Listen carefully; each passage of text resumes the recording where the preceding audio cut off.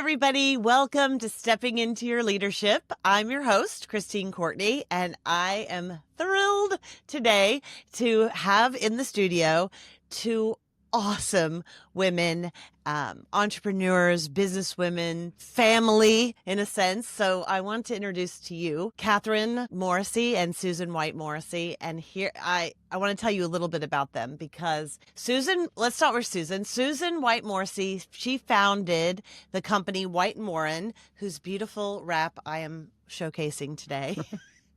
It is not a promo. I do buy these on my own. Anyway, she started this nearly 3 decades ago, redefining luxury knitwear.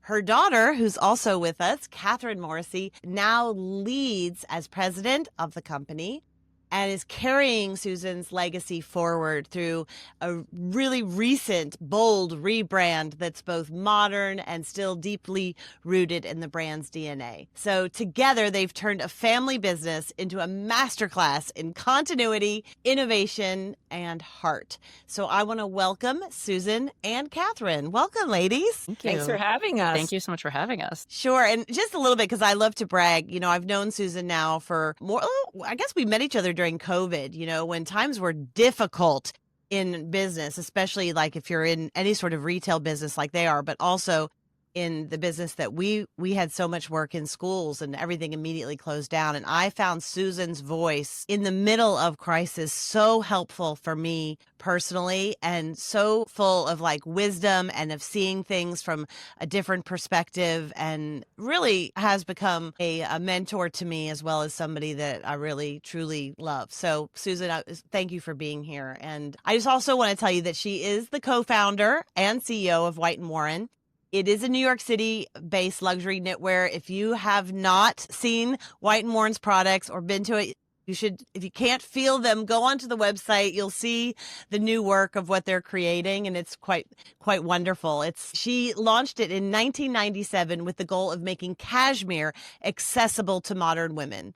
Over nearly 3 decades, she's grown the brand from a smart wholesale venture into an internationally recognized label known for its craftsmanship, integrity, and timeless design. So before founding White Morrissey, she spent 20 years mastering every side of the fashion business, from her early days as a buyer at Macy's East to leading women's sales at Fenn, Wright, and Mason and Bollinger Gold. And in 2015, she took ownership of White Morrissey, paving the way for its next chapter and mentoring the next generation of leadership, which is her daughter. And one of the things that I found so cool about their relationship is how they lead, watching them, how they lead as a mother-daughter duo. You don't see much of that in business. And so it's a really great model, I think, for so many of us women out there. And so I've invited them today to talk about that. So let's talk a little bit about Catherine real quick, because Catherine also serves, like I said, as president.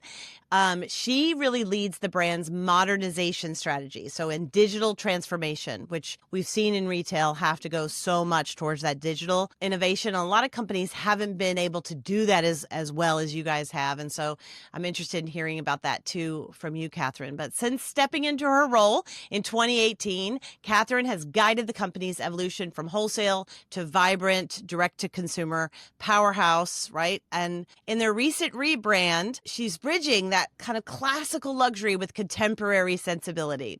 Catherine began her career at Calvin Klein as an assistant merchandiser and associate designer before returning to her family's company. She brings a fresh, data-driven, design-led perspective to the legacy that her mom built, leading with curiosity, collaboration, and a deep respect for the women who came before her. So Catherine and Susan, again, welcome. And I'm going to jump right in to some questions so that we can get the most out of our conversation with you. So Susan, let's start with you. You've led White Morrissey for, like I said, nearly 3 decades. So take us back a little bit. Tell us a little bit about that original spark that inspired you to launch this brand, because you had a very successful career before this. So what made you want to do this? It was a phone call. I love telling this story because it's for some people to hear, and it's so random. But one of my friends who I admired and is a mentor of mine still today called me and said, what do you think about this idea? There's a guy in China who has a lot of cashmere and he wants to figure out how to make a business and ship sweaters to the US. And I thought, well, I don't know anything about cashmere, but It was for me, a challenge of a lifetime. I wasn't working at the time. I was in between jobs and I said, sure. And I figured out how to write a business plan, put it together, and everything else that comes along with a startup. It was fun. Oh, I mean, just to take that opportunity from one phone call says so Yeah. much about, who you are as a person, and also really good note for all of us that are sitting there going, how do we create this life or this business? Sometimes it's as simple as just saying yes to an opportunity out there. That's so cool. Catherine, when did you, see yourself first joining this company? Because that, I imagine that probably growing up, you weren't always thinking this was your path. What was that moment for you when you thought, okay, this is something that's of interest to me? Yeah. So I didn't grow up thinking I would join the business. This was really not something we ever talked about, believe it or not. But I always had a love of fashion. I was dressing myself from the age of 6 and always had like a real sense of style. So that was a huge part of me growing up. I went to Syracuse for art and design and thought I was going to be an artist, what I thought I was destined to do. Clearly, I pivoted, started my career at Calvin Klein, like you mentioned. And it was years later after being at Calvin for 5+ years that I realized that everything that I was naturally drawn to in terms of design and creativity and product strategy actually all lived inside of White Morrissey without all the corporate layers. Truly, the timing just lined up. I was ready for a change, and there was an opening for a merchandiser at White Morrissey. And so I felt like I had established myself enough and I could bring something to the business. And I called my mom and kind of picked her brain about it and told her I really thought I could help, and I believe she hung up and thought about it and then called me back and said, okay, let's give this a try. And looking back, it's funny how casually this came about because it's really changed the course of both of our lives. Yeah. I love that it's both of you. Your stories are phone calls. You know what I mean? Like, how powerful. Phone call. Let me just call. How was that conversation on your end, Susan? Like, when she called you, were you surprised or were you thrilled? Oh, yeah. Like, what was going on? No, totally surprised. We had just had a recent change. She didn't know about it. There was an opening and it's great the way it happened. Yeah, because the creative team, I told the creative team about the call and they were like, finally. I mean, we've wanted her to come over here for years. This is ridiculous. This is great. Can she come over tomorrow? Yeah, it was great. Yeah. So did you start off, Catherine, as a merchandiser and then like learn different parts of the business or? Exactly. Yeah.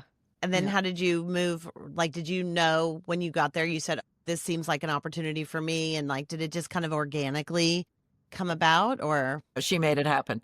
I would say I just kept asking for more. Yeah. Ah. Yeah. Okay. I'm writing that down.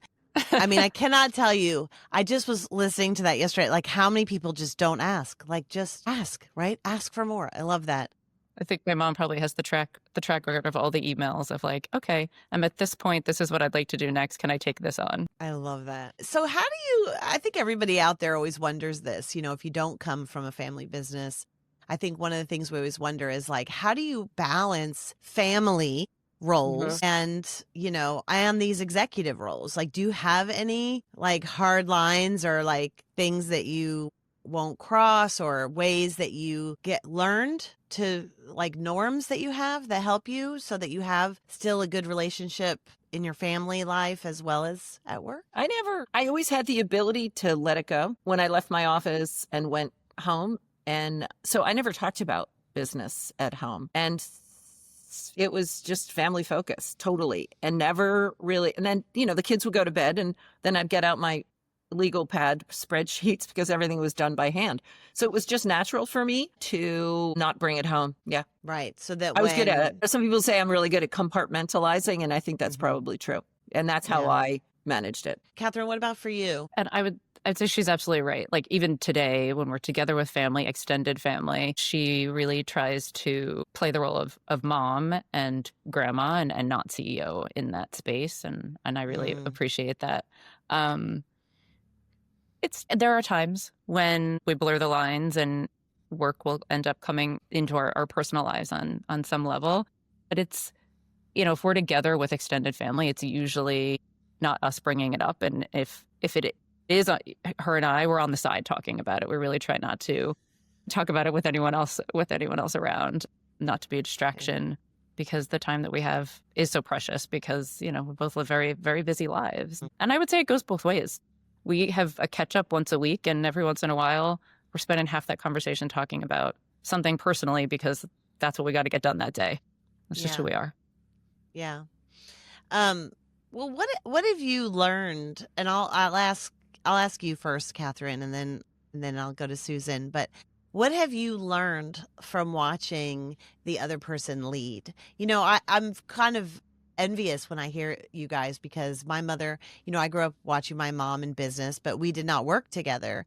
But I always think about like, oh, I wish I could have, now that she's retired, I always think, oh, I wish I could have watched her lead in the moment and wonder what I would have learned. I learned a lot from her leading in our family, but I wonder if it would have been different watching her at work lead. And I was curious, Catherine, what you've learned from watching your mom lead. And then Susan, I'll ask you what you've learned from watching Catherine lead. I have learned resilience from her. She built this business through so many different eras of retail, and I've gotten to be a part of some of that. And all the while, she never stops adapting, just keeps going, has never quit on hard days, just pauses, problem solves, and figures out what the next step is. So I've learned that from her. You can't quit on the hard days. You just gotta keep going. And I would say also to trust my gut more. I tend to be more methodical and to think everything through, maybe overthink things at times. And in this industry, like instinct matters so much. I've learned from her just sometimes hear it in my head. Don't overthink it, Catherine. Just don't overthink it. It does sound like her. So that's awesome. Susan, what about you? What have you learned from her? Well, since we went work from home, remote started for us March 12th, that famous year of the pandemic. I had to learn to keep my mouth shut. Because, the team that we were building, the leadership team, didn't need to hear it from me. They needed to come to it themselves or hear it from Catherine, really. And I come to things quickly because I've done it forever. And they haven't. I muted myself. That's what I learned. Put yourself on mute, literally. And then I think I'm always curious and I ask a lot of questions, and that doesn't work for probably half the people in the world. I learned by asking questions. Some people don't like being asked questions. So I stopped doing that too. Patience. She's much more patient than I am. So I've learned to be patient and keep my mouth shut. What a wonderful thing to teach your mom. Catherine, come teach my mom. Mom, if you're listening, I think you're very patient. Okay. So Catherine, let's shift to the rebrand because I saw, Susan, I saw the ads. And I was inspired watching them, right? As I consider myself a New Yorker now, and watching them, I felt like part of New York. Even though I don't know if I fit your exact demographic, but I felt like it, and I felt like somehow this kind of luxury cashmere would in some ways, keep me that young New Yorker that I still imagine myself to be. And I was curious, Catherine, because we haven't talked about it, but what that kind of 2025 rebrand, including changing the way that you write your title, right? It used to be white plus, like the little plus sign for Warren, to an ampersand now. So I was curious what story you were hoping to tell through this new chapter at White and Warren, because it is so impactful, I feel. So I will say something about the ampersand, and then I'll kind of tell you the full story. Okay. So the ampersand, aesthetically, we thought it looked nice. We've always called ourselves White and Warren, not White plus Warren. And a lot of people that weren't close enough to the brand were referring to us as White plus Warrens. Felt like this was a natural change. And also, Susan always likes to say yes and, to have us thinking about yes and, no buts. So it felt natural in that way as well. The rebrand was really about giving White and Warren a clear identity. We've always been known for quality, timelessness, longevity, but we weren't telling a cohesive, emotional story about who we were because we didn't need to. And times have changed and evolved, and the demands have changed in terms of where we needed to meet the customer. And a big part of this chapter was bringing forward the New York point of view. That's always been a part of the brand and never really fully expressed. We've always been rooted here in New York City on Bryant Park as a New York cashmere brand, the New York cashmere brand. And there's an energy and confidence and modern sensibility and nonchalantness that comes from being built here in New York City that we really wanted to show up in our marketing and our creative. And at the same time, we really wanted to be able to protect the essence of what my mom built: timelessness, approachability, everyday luxury. And the goal was to really just express those same values that hadn't changed and weren't going to change in a way that felt modern and reflective of how the woman is living her life today. It wasn't about reinventing ourselves. It was about clarifying who we are. The visuals, the tone, the storytelling all needed to have a modern softness and a New York edge to it to speak to both our longtime loyalists and the younger customer that was really discovering the brand and is discovering the brand for the first time. Yeah. I love that. What's that creative process that you go through to ensure that rebrand does honor those long-term customers while also attracting kind of this younger audience? How do you break that down a little bit for us? Because I think sometimes people want to do that, but we don't always know how that translates, So in order to figure out where we were going and who we were going to be, we went backwards. We started from the beginning. Susan and I were interviewed to really understand the story, the why, what drives White and Warren, the ethos. And then we did a lot of customer data. So everything that we came to was really driven by the customers that we have today, that we had a year ago when we were going through this process and doing surveying. So that we hired a company to do surveying to understand what mattered most to them so that we could make sure that was still coming through in how we were evolving the brand. And, this is really about an evolution. This was not a revolution. I love it. Not a revolution, but an evolution. That's a great tag. Susan, what about for you? I love that. First of all, I've never heard the yes and part to the story behind the ampersand. And we here at Stepping Into Your Leadership are big on yes and. So I love that. And I was curious, maybe that's the answer to this question, but was there where were you in this rebrand in terms of trusting this next generation's vision for something that took you 3 decades to build up? Were you nervous? What happened in that process for you? Well, I learned a very long time ago that one has to allow the creative process to begin, obviously create a strategy, to evolve, to change and learn. You have to trust the process. Beginning of it was to interview firms, which I wasn't involved in. And then when they picked a firm, it was fun because we got to talk about it. And I was comfortable with the firm that then talked to me, talked to Catherine, talked to us and did their deep dive. The story's pretty simple. It's not complicated and I'm very direct. So they got a lot out of me about the past, but I'm not about a history lesson. I'm not ever about that. I'm always about now and next. And I was more curious about, okay, let's go. And some of the ideas that were presented that were unbelievable, I never would have even considered, right? But you have to lean into it and be open to hearing why and how and meeting with the artists. There was a woman who actually created the font, and it was fascinating to me. So you have to embrace that creative process to understand why they're doing it, what they're presenting, to then eventually pick your favorite new logo and understand and believe in the story that they're going to tell, right? Yeah. Yeah. I mean, in a way, what an honor to be able to go through that process. Yeah. And it wasn't, for me, it wasn't that long, the process. I didn't feel like it was too long. I was excited to be asked to be involved in it. And I have complete trust in Catherine. Her aesthetic is far better than mine. And so, yeah, I went with that too, right? Yeah. Yeah. No, I would say this is something I never had to convince her of. And that openness in her is I believe really how this 28-year-old brand has stayed relevant all these years. She's always open to change. She is. And I have to compliment you on this, Susan, because you mentioned it earlier, and I want people to hear this because I think that this quality is something that not enough people really cultivate, and that is your curiosity. I feel like your curiosity keeps you evolving constantly. I see it, Susan and I are in a business group together, and I see it all the time. She digs in on something and she'll question and question and question, and then you see her change. Immediately, once she's asked enough questions, then she's like, okay, Like, let's think differently. And I find that so inspiring because so many people use their curiosity as a way to just convince everybody of their points. And I find that you use yours to really challenge your own mindset. And I find that it really helps everybody around you and to watch that process if you can relax through it. Some people get nervous, right? That, oh, wait, what's happening? But I think that it is really such a gift to remain curious. And I bet that rebranding was fun. I mean, what a fun thing to do if you are curious and want to really know and open to change.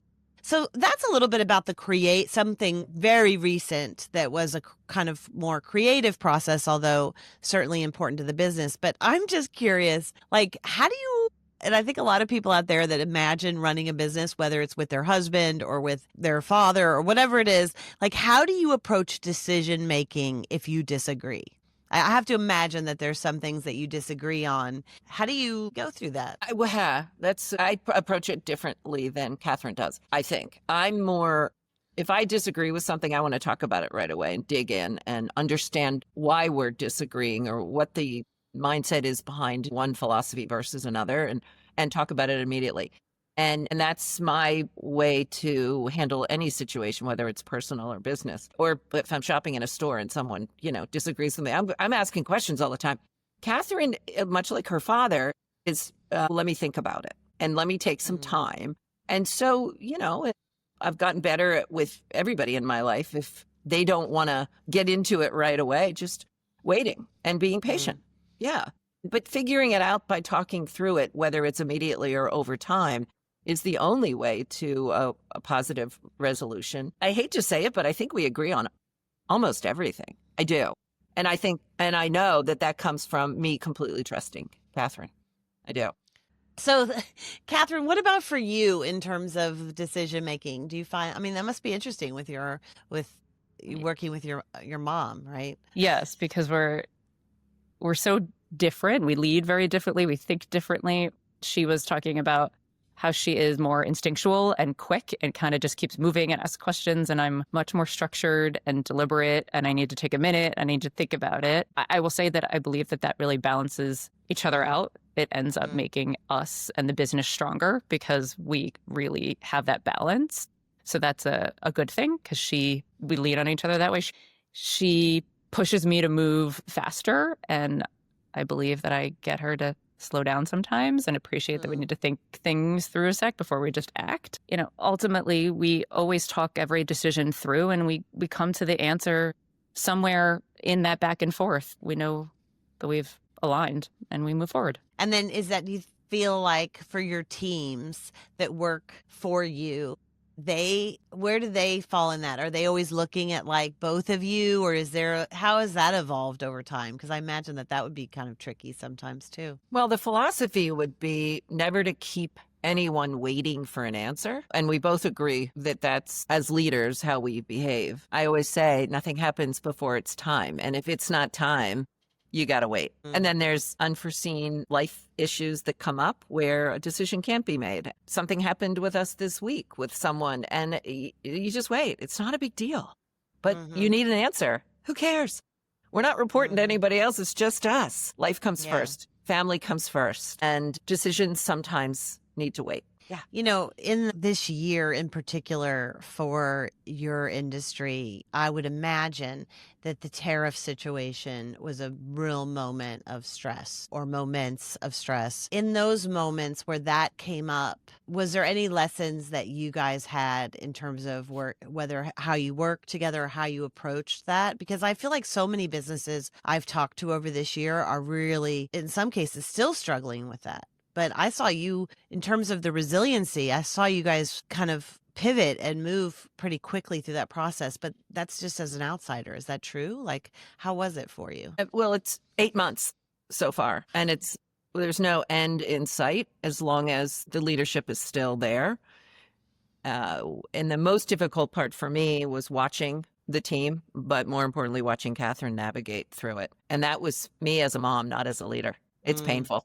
Catherine, how would you answer that? Most of our leadership team was with us through COVID as well. And I believe they built a little bit of a playbook through that time because none of them had really lived through anything like that. But going through that together, when tariffs hit, I just watched the team sort of fall. Like they knew what to do, how to act. The morning calls that we needed to have, the late night calls that we needed to have at the factories, like everybody just sort of got going and we did not lose time. So I believe that we benefited from having the same team go through something a few years earlier and then be able to really know what to do in that moment. I mean, honestly, what a gift to be able to look at the pandemic and all of the struggle that we went through, but to have a team with you still, I think says a lot about y'all's leadership and your, tightness that you have together. But to look at that as the gift that helped you through this new challenge and still helping you through this new challenge, that I think a lot of us aren't respecting that, because we so look at those negative things that happen as negative, as bad. We don't want to go through that again. But in some ways, it prepared you for this. I find that really inspiring. I truly am. I think that's cool, by the way. I know I hadn't meant to ask you that, but I found that cool for me to think about too. So thank you. You both are mothers, right? And as a mother myself, I'm always curious, mothers, when we look at ourselves, it is a leadership role within the family, but sometimes it's like, how does motherhood shape us as leaders when we're building a culture within a business? So often our models in the past generations have been male businesses, right? You think of people whose sons take over the business and so forth. And I'm just curious about starting that conversation about motherhood and how that kind of shapes the culture that you build. And is it different generationally? I don't know. Like, do you think about that? Do you have a lot of young moms that work for you? We do. We do. And I would say that motherhood has made me more grounded and more clear in what really matters in any given moment. It's taught me boundaries and the reality that I can't be everywhere at once. And that actually has made me a better leader and more relatable, I believe, to there are a lot of women in our organization that have kids, and to see me modeling what it's like to lean in to work or having to be with the kids and balancing. This is a funny word because it's hard to find the balance, right? But doing the best you can, doing it all makes me more relatable for them. Yeah. What about you, Susan? My mother, her name was Sue. She was probably the best role model for me for everything in life with regards to leadership and people. Dealing with people, because she managed all of us differently and was always in tune to each child, different personality, different age, different everything. And she was always about the individual. She didn't handle us or treat us or love us the same. She loved us as what we needed, and my parents were both, do whatever you want to do. Let's go. Yeah, try it. And you want to go to New York when you're 17? Go for it. Yeah, and that was, I guess it was the 50s and the 60s, but they never clipped my wings. They always let me fly. And I will say that for me, in this business and in all the other businesses that I've worked in since, it's been quite a few years, I love watching people develop, whether was my kids, and I still love watching my kids develop, and they're grown-ups now and parents, but it's always been about the individual, the unique personality and what they need. And I think that's one of the, skills that I bring to the table when it comes to the company too. I can sense and lean into what somebody needs and be empathetic and help them figure out what they want. And that's the fun part for me. And the numbers, of course. Yeah, the development of the business. And the numbers. Well, yeah. I mean, yeah. It's the number. Yeah. My father always used to say the numbers don't lie. So it's the people and the numbers. Yeah, that's great. What's next, Catherine? What's next for White & Warren? Do you know? Or are you just in the next? What's next? Yeah, I would say growth, but thoughtful growth. We are really modernizing how we operate across the business, expanding our reach and consumers, like we talked about, and trying to build a brand with real staying power. That's the goal. Is there any, I know you have young daughters, but would there be hope that the next one of you would be in that business? Do you have any?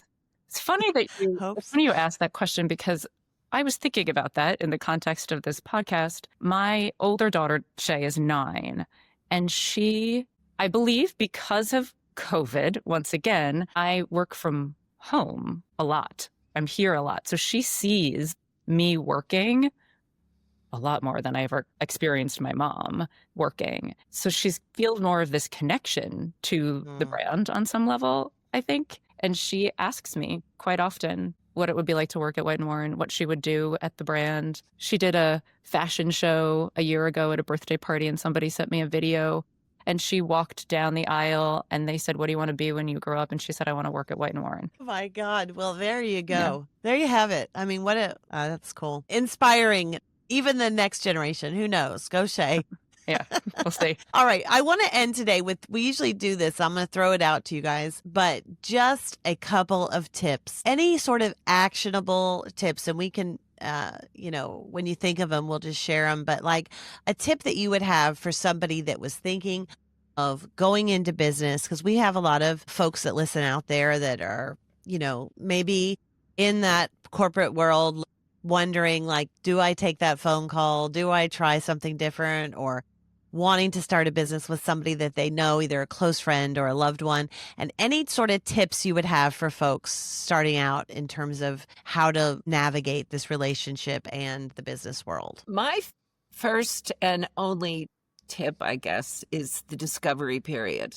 And most people don't understand what that means. Discover everything you need to about the industry, the business, the niche, the market, whatever you want to call it. Whether it's a service or a product business. And I had to call upon some close people, friends that had experience in marketing and retail research. I mean, I wrote a business plan. I didn't know how to do that, right? For me, it's just about the people and the numbers. But I gathered a group to help me put together the business plan and understand the market that we were thinking about getting into. So I love it. The discovery period. Yep. Discovery process and a discovery period before you jump. That's great. Catherine, you got one? I would say don't be afraid to fail. Fear of failure is what's going to keep you from doing it and to stall you out. You need to fail throughout the process of starting and going and building a business in order to grow. You have to take risks to change and evolve. I love that. And it reminds me of the ad that I saw in your rebrand where the woman who looks so cool and so New York is walking in her beautiful sweater and she's walking her dog and she gets kind of caught up in the leash, a little bit. And I just remember loving that moment and thinking like, God, can't we all relate to that moment?